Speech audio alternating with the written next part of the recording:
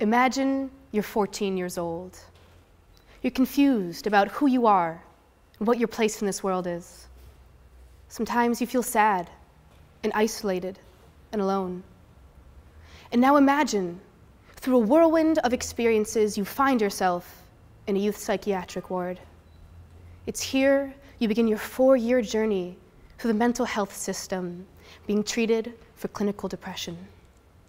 And now imagine, after 7 days of being institutionalized, you're released to outpatient, free to return to high school.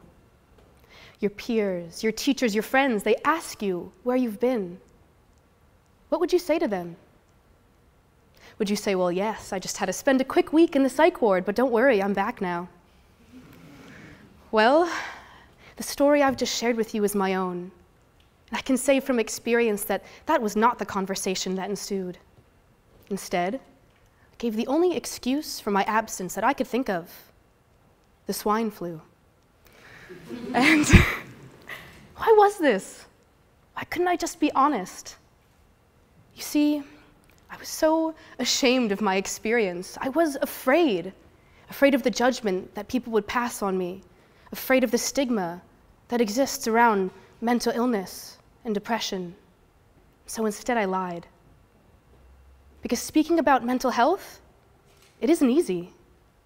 Even standing before you here tonight, I know that when I walk off this stage, I have that red letter on my jacket: unbalanced, crazy, faking it. Because I've heard it all. But it is precisely this reason that I do stand before you tonight. Because we need to talk. We need to open the dialogue about mental health, create that comfortable space where we can remove the stigma and heal.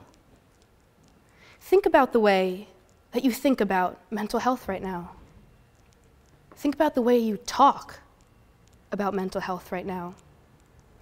In my experience, these conversations are behind closed doors and whispered into ears.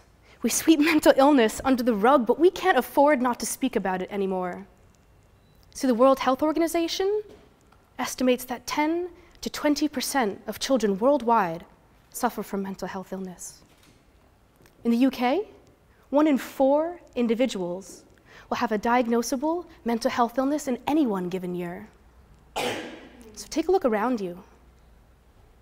This could be the person in the back of the auditorium, maybe in the seat next to you, maybe even in your own seat that has a story to share. And it's through sharing these stories that we make connections. It's through opening the dialogue that we facilitate healing and awareness and innovation. I was at a party the other evening, and I was speaking with someone I had just met. As has been happening a lot lately, the topic of my TEDx speech came up. So I shared my story, my experiences, why I was passionate about this. To be honest, I didn't think that much about it. It wasn't until the next day, when I received a message from this individual, that again, the impact that dialogue has was impressed upon me. See, this message said, "I was so impressed that you spoke so openly about your battles with depression. See, I have quite a history myself, but I never tell anyone, just my family. It's my little secret." Yet, this individual and I, we went on to have a coffee, 2 relative strangers discussing our respective mental health journeys.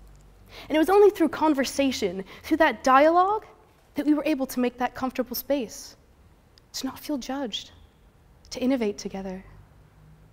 And dialogue's important twofold. So yes, it's about the person speaking, feeling comfortable enough to share your innermost thoughts, and finding the awareness that comes from articulating feelings and emotions. But it's also about the listener. It's about that support system, your loved ones, being able to connect and lend out a helping hand. And so I know this evening, I've shared a lot of personal stories with you. But this isn't just about me. This is about every one of us. Because mental well-being, it affects us all. And so I say to you tonight, we need to talk. We need to open our hearts and our minds. We need to open our ears and our mouths. And most of all, we need to open the dialogue about mental health. Thank you.